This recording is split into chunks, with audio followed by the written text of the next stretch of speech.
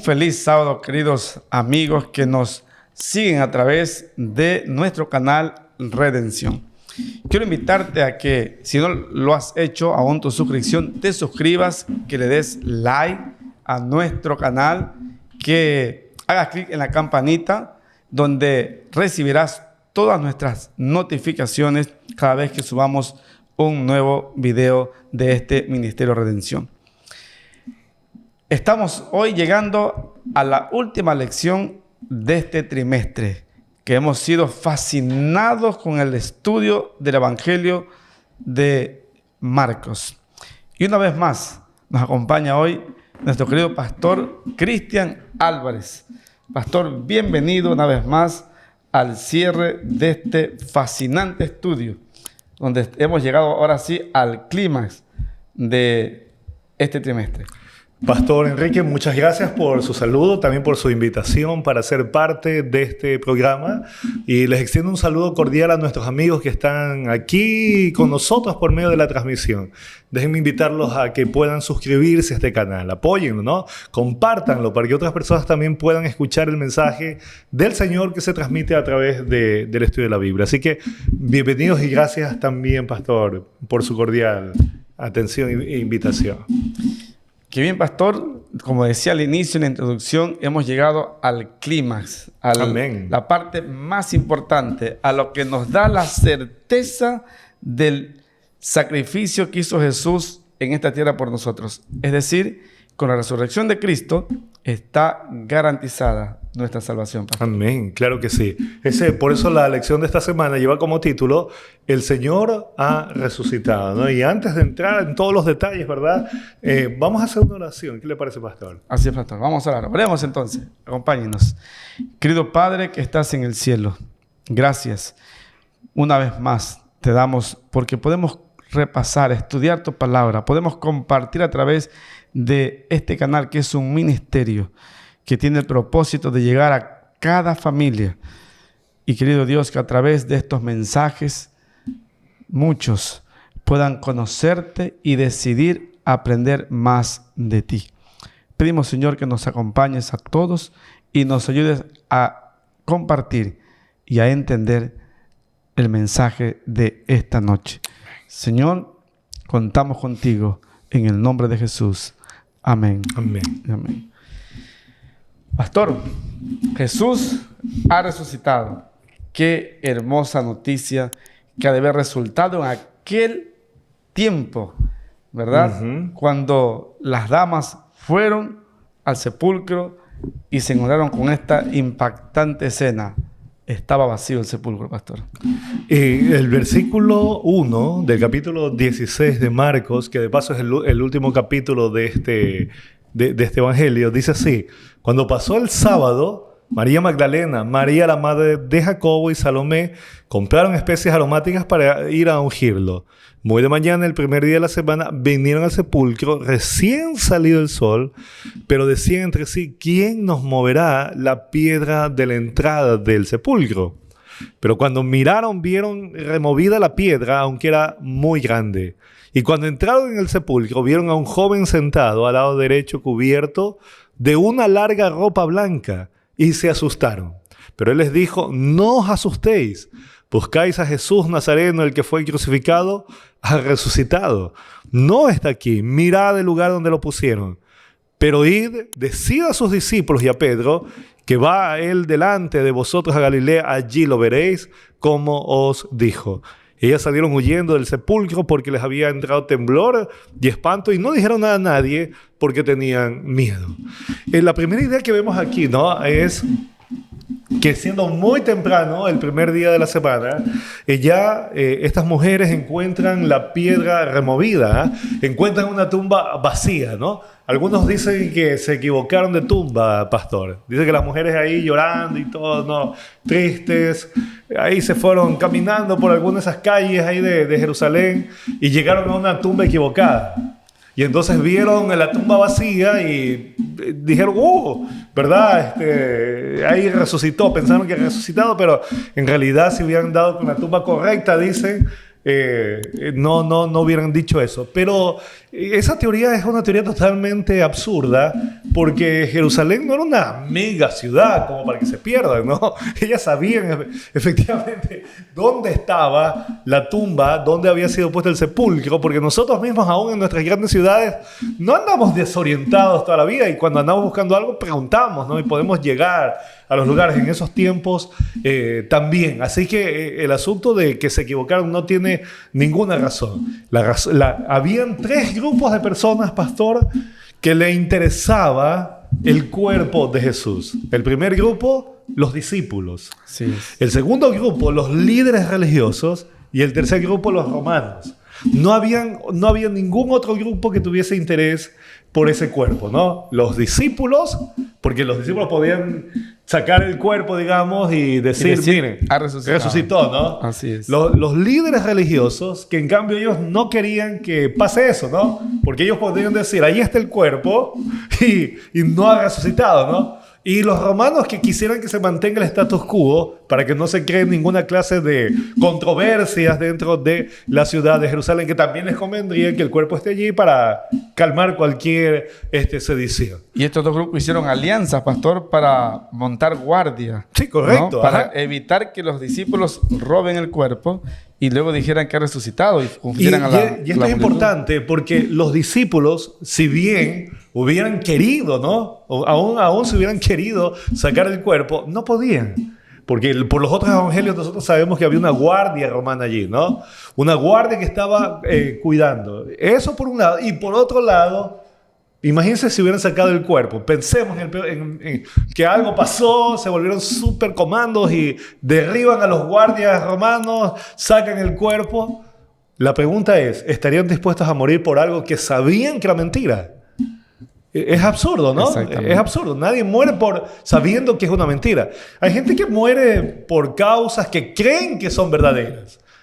Por ejemplo, un talibán, ¿no? Va y se suicida porque él cree que va a morir o va a ir a un cielo. Pero él cree realmente que así va a ser. O sea, él está convencido de que va a ser así. No es que esté engañado, ¿no? Porque si el talibán supiera que eso es mentira, no explotara, no se tirara, no se dinamitara, ¿no? En el cuerpo. No estuviera dispuesto a morir. A morir por algo que sabe que es mentira, exacto. Exactamente. Y los discípulos, ¿verdad? No pudieron haber sacado el cuerpo. Los líderes religiosos no lo hicieron porque no les convenía, y los romanos tampoco. La única explicación es que esta tumba vacía es porque efectivamente él resucitó. Así es, pastor. Y miren que las damas estaban preocupadas. Su preocupación no era si iban a encontrar o no el cuerpo.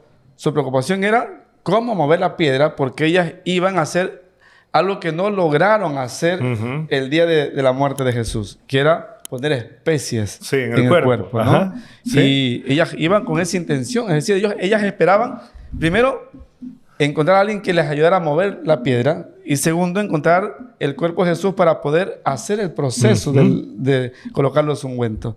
Pero se encontraron con la grata sorpresa de que la tumba estaba abierta y vacía. Así es. ¿No? Y es interesante, la piedra, pastor, que dice aquí, era muy grande, ¿no?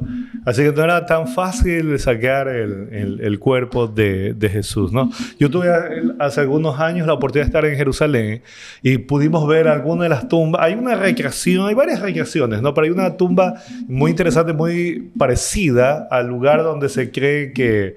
¿Cómo era? Sí, muy parecido. Sabemos que arqueológicamente no corresponde al lugar exacto, pero es una recreación de cómo pudo haber sido, ¿no? Y es una toma muy interesante porque está cavada en la roca, allí hay una piedra, ¿no? Uno entra, uno puede ver y se puede imaginar, ¿no? Exactamente cómo pudo haber sido el lugar, ¿no? Claro el lugar allí. Y es muy interesante esto porque nos muestra esto que Cristo resucitó. ¿Y por qué esto es importante? Porque la resurrección de Jesús le da sentido a todo lo que profesamos los cristianos. Así es, pastor. Pastor, en el libro de Colosenses, el capítulo 2, los versículos del 10 al 12, el apóstol Pablo nos invita a mirar, ¿no?, la certeza de la resurrección de Cristo, ¿no? Dice, y vosotros estáis completos en Él, que es la cabeza de todo principado y potestad. en él también fuiste circuncidados con circuncisión, no hecha por mano de hombre, sino por la circuncisión de Cristo, en el cual sois despojados de vuestra naturaleza pecaminosa. Con él fuiste sepultados en el bautismo, y en él fuiste también resucitados por la fe en el poder de Dios, que lo levantó de los muertos. Pastor, Pablo certifica el hecho de que Jesús realmente resucitó. Y si bien es cierto, Pablo no fue discípulo de Jesús, pastor. Y sin embargo, él tenía la certeza, porque había estado con los discípulos. Y estuvo la certeza de que realmente Jesús había resucitado, aunque las damas dice que tenían miedo. Así es. Y que, aunque la orden fue que le comunique a los discípulos, sin embargo, ellas prefirieron callar por miedo. Y era entendible el miedo, ¿no? Porque habían dos grupos que estaban interesados en que esto no fuera anunciado. No sé si era conocer, pastor. Y Pablo en 1 Corintios 15, cuando está hablando del tema de la resurrección de los justos en el tiempo final, él basa eso en la resurrección de Jesús. Aquí en 1 Corintios 15, voy a leer desde el versículo 13 en adelante. Tal vez puedo leer... Voy a leer desde el 12. Pero si se predica que Cristo resucitó de los muertos, ¿cómo dicen algunos entre vosotros que no hay resurrección de muertos? Porque si no hay resurrección de muertos, tampoco Cristo resucitó. Y si Cristo no resucitó, vana es entonces nuestra predicación, y vana también es vuestra fe. Y somos hallados falsos testigos de Dios, porque hemos testificado que Dios resucitó a Cristo, al cual no resucitó, si en verdad los muertos no resucitan. Si los muertos no resucitan, tampoco Cristo resucitó. Y si Cristo no resucitó, vuestra fe es vana, aún estáis en vuestros pecados, ¿no? Y luego Pablo va a decir en el versículo 20... Pero ahora Cristo ha resucitado de los muertos, y primicia de los que murieron es hecho. Pues por cuanto la muerte entró por un hombre, también por un hombre la resurrección de los muertos, ¿no? Así como en Adán todos mueren, también en Cristo todos serán vivificados. Amén. Aquí la Biblia claramente muestra que la resurrección de Cristo es un hecho. La muerte de Jesús es lo que la muerte nos da la salvación, pero su resurrección es lo que le da la estocada final, ¿verdad? A este plan de salvación, porque es la garantía de la salvación. Así que gracias a su resurrección podemos tener la seguridad de que si llegamos a morir, aquellos que hemos aceptado a Jesús, morimos con la convicción de que un día nos levantaremos así como Él se levantó. Así es, pastor. Por eso Pedro dice en la primera carta, el capítulo 1, versículo 3, bendito el Dios y Padre de nuestro Señor Jesucristo, que según su gran misericordia nos hizo renacer para una esperanza viva por la resurrección de Jesucristo. Amén. De los muertos. Ahí está, claramente. Pastor, ¿cómo podemos tener la certeza de que Jesús resucitó? Eso, usted nos mencionaba... tenemos evidencias racionales, ¿no? Para poder creer efectivamente en la resurrección de Jesús. No es un mito, no es una leyenda. Tenemos evidencias racionales, incluso hasta gente que es agnóstica, historiadores, ¿verdad? Que cuando tratan con evidencia, son algunos un poco medios ateos. Ellos no pueden negar el hecho de que efectivamente hay una tumba vacía, y una tumba vacía que difícilmente pudo haber sido hecha por los discípulos, ¿no? Sí. Y si está vacía es porque obviamente Él resucitó, porque una vez más no fueron los romanos, a ellos les convenía tener el cuerpo. No fueron los líderes religiosos, a ellos también les convenía tener el cuerpo, ¿no? Y decir, ahí está Jesús, no es el Mesías. Así que no fueron los discípulos, no fueron los romanos y no fueron los líderes religiosos. Entonces, ¿quién lo levantó? Dios.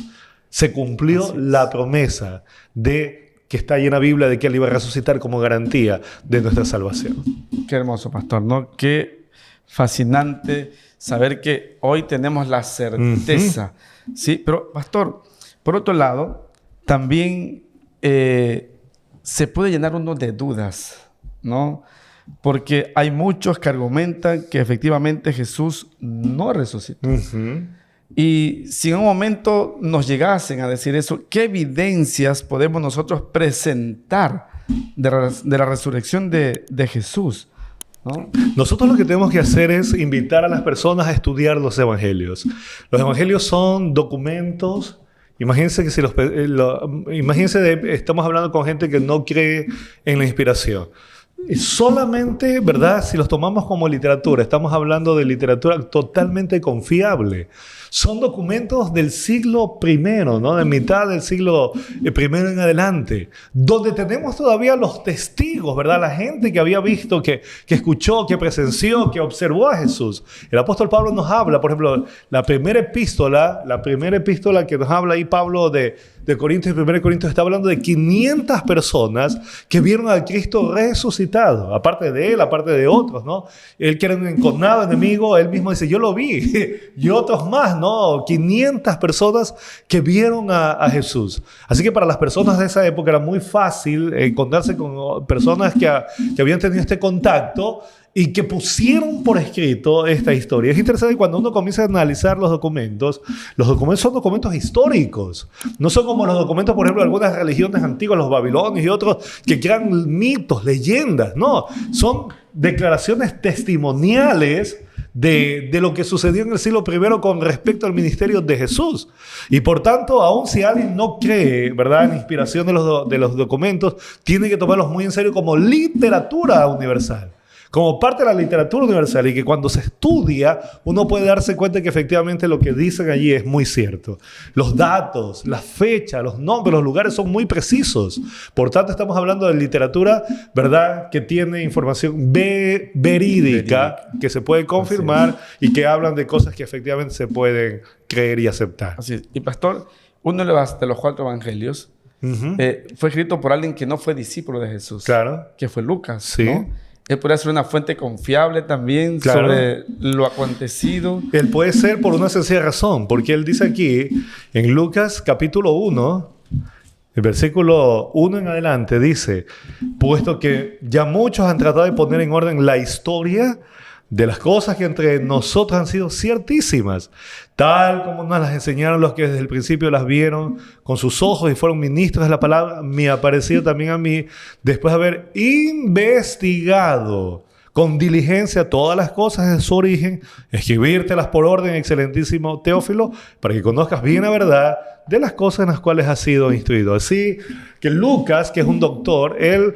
no solamente pone por escrito, sino que él dice, ya otros lo han hecho, pero yo quiero poner un documento mucho más extenso, por decirlo así, más detallado, completamente investigado. Él dice, ha hecho una investigación, ¿verdad?, diligente. O sea, no es cualquier clase de documento. Él se ha tomado el tiempo para investigar con diligencia, tomar los testimonios, los documentos, seguramente, como muy bien sabemos, y por eso él hace un documento realmente impresionante. Así que tenemos mucha información, ¿no?, de que la resurrección que habla Marcos aquí es un hecho, ¿no? Tenemos documentos, evidencia documental. Y de paso, si alguien, pastor, quisiera decir, no, yo no creo en el Nuevo Testamento. Bueno, mira, si tú no crees en el Nuevo Testamento, tú no tendrías que aceptar ningún documento de la historia universal, ¿eh?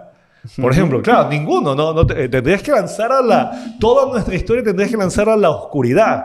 Tendrías que deshacerte de los libros de Platón, Aristóteles, Séneca, Julio, toda la literatura antigua. Tendrías que deshacerte de eso. ¿Sabes por qué? Porque esos libros, esos documentos son menos confiables que los documentos del Nuevo Testamento. No solo por el contenido, sino también por la cantidad de copias. La cantidad de copias del Nuevo Testamento son más de 5.000 copias, porque comenzaron a copiarse, y nosotros tenemos fiabilidad, y aparte de eso, por el tiempo cuando se comenzaron a escribir. Así que todo eso nos muestra efectivamente que nosotros tenemos una pieza de literatura excelente cuando tomamos el Nuevo Testamento. Y pastor, la Biblia es tan confiable que cuando se inventó la imprenta fue el primer libro en imprimirse. Sí, correcto. Era un libro que antes se hacía a mano, ¿no? Ajá. Y ahora que se hace en la imprenta fue el primer libro, el primer ejemplar. Así Dios no solamente inspiró la Biblia, también la preservó. Eso es importante. Así es. Pastor, vemos que la acción primaria de estas damas fue guardar silencio ante una noticia que iba a causar un gran impacto contemporáneo de aquella época, pero que hoy para nosotros el impacto sigue teniendo acogida en las personas. ¿Por qué nosotros no deberíamos guardar silencio acerca de Jesús, el hecho de que Él murió y resucitó, ¿no? ¿Por qué no debemos guardar silencio ante tan gran verdad? No podemos guardar silencio porque efectivamente, ¿verdad? Es la esencia del plan de salvación, lo que le da vida eterna a las personas. Por eso los apóstoles, una vez que ya lograron entender, ¿verdad? Y después que cuando Jesús los envió a predicarle, Él dijo, vayan y hagan discípulos, ¿no? A todas las naciones. Y Él está hablando ahí de que prediquen el Evangelio. En varias partes lo dice de distintas formas, pero la iglesia ha recibido una misión que tenemos que continuar y tenemos que proclamar y buscar personas en todos los países, en todos los lugares. Por eso si tú estás escuchando en algún lugar lejano al lugar donde estamos, ¿no? Aquí en Ecuador, tú tienes que también escuchar el mensaje, es para ti. Jesús murió y resucitó para ti, para que tú puedas tener un día la esperanza de la vida eterna. Acéptalo, es lo mejor que puedes hacer. Ese llamado también es para ti. Y nosotros, ¿verdad? Los que ya conocemos, tenemos que continuar hablando, tenemos que comunicar a otros el Evangelio de salvación antes que sea tarde para que las personas tomen una decisión de vida eterna. Así es. Por eso, amigo, es importante también que tú formas parte de la comunicación, de expandir más este mensaje. Y lo puedes hacer a un amigo cercano, a un familiar cercano. Si de pronto te dificulta el hablarles porque de pronto no puedes explicarles, puedes también compartir este enlace ahí en tus redes sociales para que ellos también puedan conocer esta verdad. Y si tú quieres conocer más de esto también, escríbenos en los comentarios. Amén. Y con gusto estaremos atendiendo y llegando hasta ti para darte mayor información. Pastor, había un detalle aquí que no quería pasar por alto. Es el hecho de que algunos han tomado la resurrección de Jesús el primer día de la semana como una base, ¿no? Para decir que ahora se guarda el domingo, como que después de su resurrección, entonces ahora Cristo, ¿verdad? Cambió del sábado al domingo, el día de reposo. Pero lo cierto es que no tenemos ninguna declaración de Él, ni de sus apóstoles, donde tal cosa se dé. Eso vino después, ¿no? Mucho tiempo después. En la tradición, si tú lees todo el Evangelio, o los 4 Evangelios, y luego las epístolas de Pablo y los documentos del Nuevo Testamento, no hay ninguna evidencia de el domingo, ¿no? Como un nuevo día de reposo. No hay tal cosa. Así que si tú estás tal vez escuchando esto y no sabías que el sábado es el verdadero día de reposo, anda a la Biblia y investiga, ¿no? Yo te desafío para que busques en la Biblia, ¿no? Y si tú buscas un texto donde encuentras efectivamente que Cristo cambió del sábado al domingo, o los apóstoles, ¿no? Cambiaron del sábado al domingo, comunícate con nosotros, ¿verdad? Y te vamos a dar $1,000 de premio. $1,000. Si tú encuentras ese versículo, ese texto, no, ponlo allí. Si hay un texto allí que diga que Jesús cambió el sábado al domingo, o que los apóstoles, un solo texto necesitas, ¿verdad? Ponlo allí. Te vas a sorprender, no hay tal cosa. La única manera de poder sostener algo así es malinterpretando la Biblia, torciendo la Biblia. En la Biblia no encuentras más que un día de reposo que es el sábado, ¿no? Este texto lo único que está diciendo es que Jesús resucitó el domingo, nada más.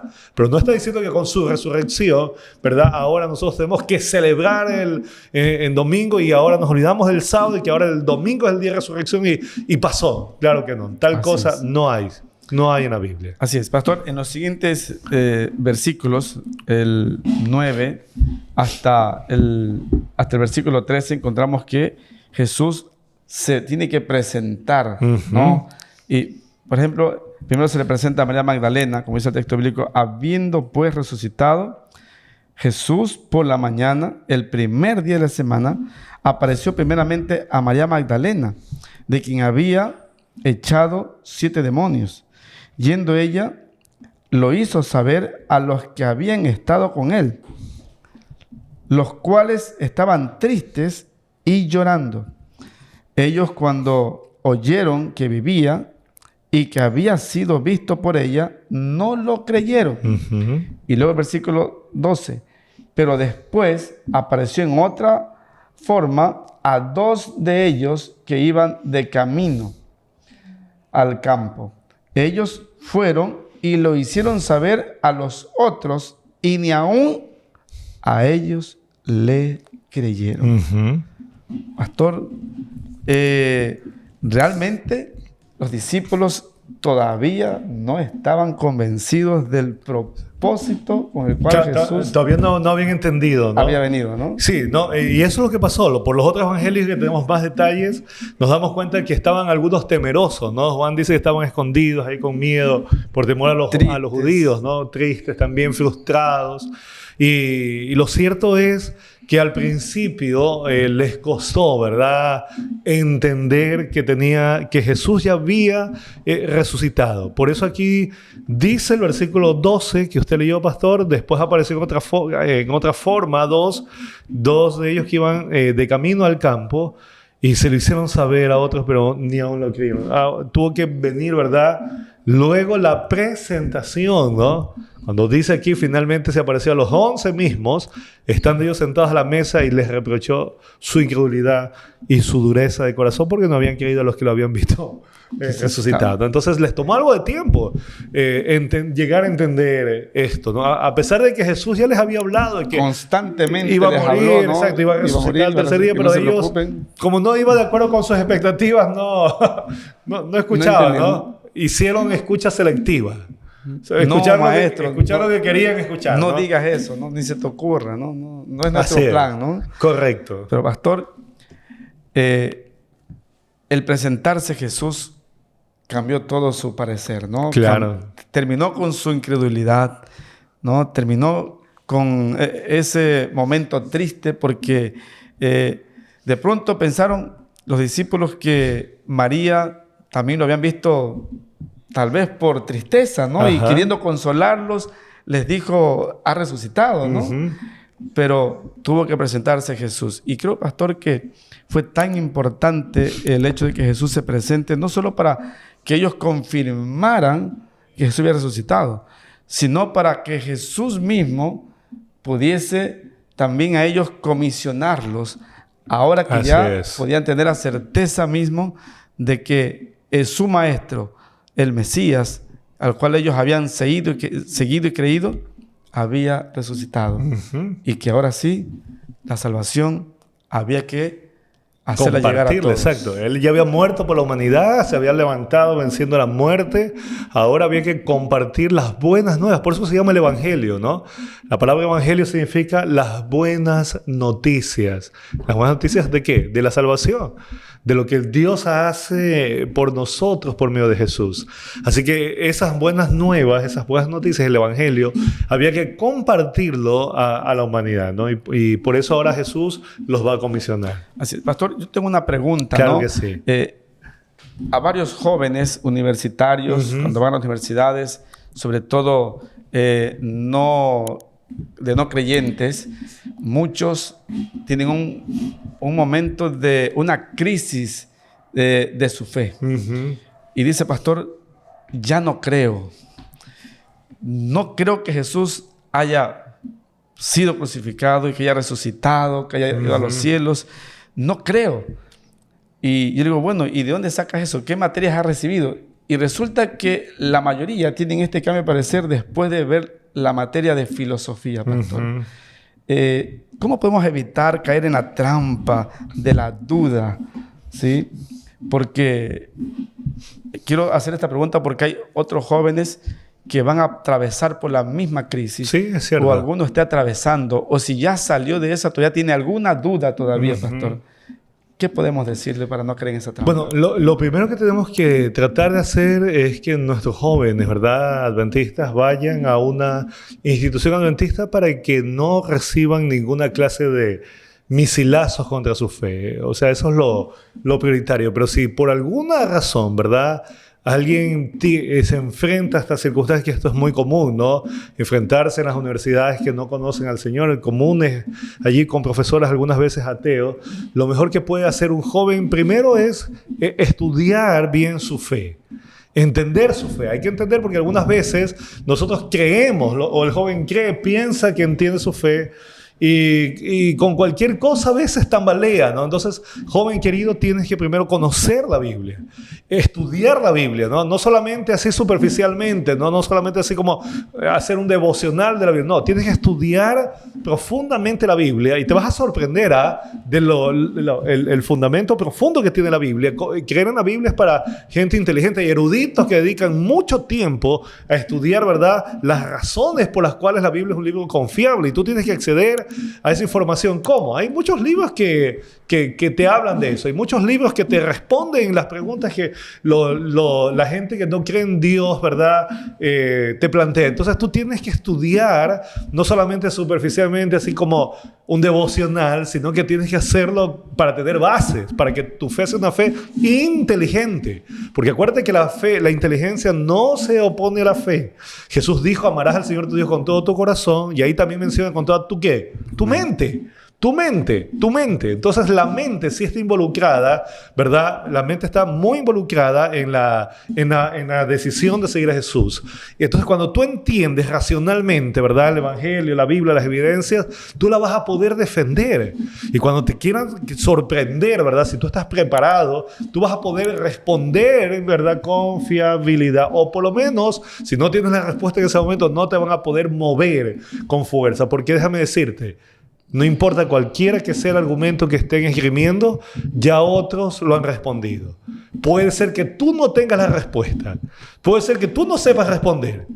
Lo único que tienes que hacer es buscarla, ¿verdad? Es buscarla. Y hay personas que ya han pasado por las mismas situaciones y que han plasmado, ¿verdad?, su experiencia en literatura, en libros que te permiten a ti entender tu fe. Así que, amigo querido, joven, prepárate bien, estudia a profundidad, estudia a cabalidad. Ese es mi llamado para ti. Estudia profundamente la Biblia para que tú puedas ser un campeón en esos lugares donde efectivamente se desafía la palabra del Señor. Gracias, pastor. Qué bueno. Y yo quiero también añadir algo más, pastor, si me permite. Claro que sí. Cuando Jesús los increpa por su incredulidad, Jesús inmediatamente los comisiona. Les dice: id, ¿verdad? Como dice el versículo 15, ¿no? Id por todo el mundo y predicar el evangelio a toda la criatura. El que cree y sea bautizado será salvo, pero el que no crea será condenado. Pastor, usted mencionó algo importante, ¿no? Estudiar, no como un devocional, sino profundizar las Escrituras, ¿no? También yo le añadiría que tenemos que vincularnos con el Cristo resucitado. Amén. Por experiencia, pero adicionalmente también el comisionar, ¿no? Es decir, tengo que compartir mi experiencia de fe y mis conocimientos de las Escrituras. Hay una película en la cual un profesor desafía a un estudiante diciéndole que que Dios está muerto. Pero en el desenlace de la película, usted ve a un joven celoso, estudiando, investigando, viviendo, pero también compartiendo, ¿no? Compartiendo. Y esto es tremendo porque nos refleja lo que nuestros jóvenes se enfrentan, como usted dijo, cuando por alguna razón les toca ir a una universidad que no es de las nuestras. Entonces, queridos, comparto la misma idea de nuestro pastor, ¿no es cierto? Investigar, estudiar plenamente la Biblia, vincularnos con nuestra experiencia, con el Cristo resucitado y compartir esta gran verdad. Y es importante esto que usted dice, pastor, porque cuando uno comparte, uno vuelve a aprender. Cuando uno predica y enseña, a veces surgen preguntas de los estudiantes, la gente, y uno cuando comparte, uno realmente crece. Y de paso, la escritora Ellen White, ella dice que una de las formas como nosotros podemos, ¿verdad?, estar fuertes, firmes en la fe, es a través justamente de enseñar la palabra de Dios a otros, de predicar el evangelio. O sea, no hay que esperar a estar fuerte para predicar. No, hay que predicar para estar fuerte. Es al revés. Algunas veces algunos dicen: yo no predico porque no estoy fuerte, pastor. No, es que si tú esperas, ¿verdad?, hasta estar fuertes para predicar, nunca lo vas a hacer. Tú tienes que predicar en el estado en el que estés. Si estás fuerte espiritualmente, amén, gloria a Dios, predica así. Pero si estás débil, con dudas, predica igual. Porque ¿sabes lo que va a pasar? Que mientras tú estás predicando, trabajando por el Señor, el Espíritu Santo va a iluminar tu mente y todos esos vacíos, ¿no?, que tienes allí van a ser llenados con el conocimiento de la verdad de Jesús, y al mismo tiempo estarás llevando a otras personas personas al conocimiento de la salvación. Así que tienes que predicar en el estado en el que tú te encuentres. Así es, pastor. Jesús ha resucitado. Jesús nos comisiona a presentar esta gran enseñanza. Pero luego de todo este momento, llega el momento de la despedida. Jesús se despide de sus discípulos. ¿Verdad, pastor? Así es, claro. La pregunta que de pronto puede surgir ahora en ellos es: si Jesús primero murió, nos sentimos solos, que nos abandonó, por así decir, acabó nuestro proyecto. Ahora viene Jesús, nos certifica que resucitó, nos comisiona, pero se vuelve a ir. Qué promesa maravillosa le dejó Jesús a sus discípulos para que esta gran comisión que les encargó no se detenga, sino que prosiga, pastor, de tal manera que ellos no caigan otra vez en el error de ponerse a llorar nuevamente, de ponerse deprimidos nuevamente, a esconderse una vez más.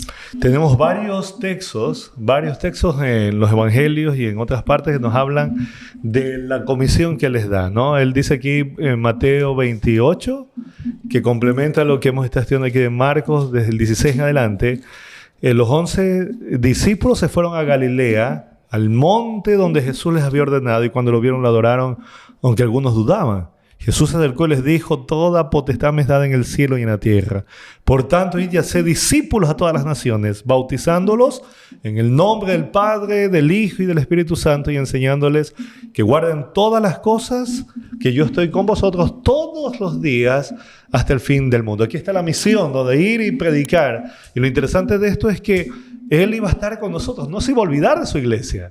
Así que nosotros no tenemos que tener miedo de hablarles a otros de Jesús, porque Él es quien nos va a dar por medio del Espíritu Santo palabras, ¿no?, para predicar. Por eso Él promete: yo voy a estar con ustedes. No me van a ver ahora físicamente, pero yo voy a estar con ustedes por medio del Espíritu Santo, ¿no? Él está con nosotros y nos está ayudando a avanzar, a testificar, a llegar a otras personas con el mensaje. La iglesia tiene que continuar, tiene que avanzar. También lo tenemos, por ejemplo, en Hechos. Hechos capítulo 1.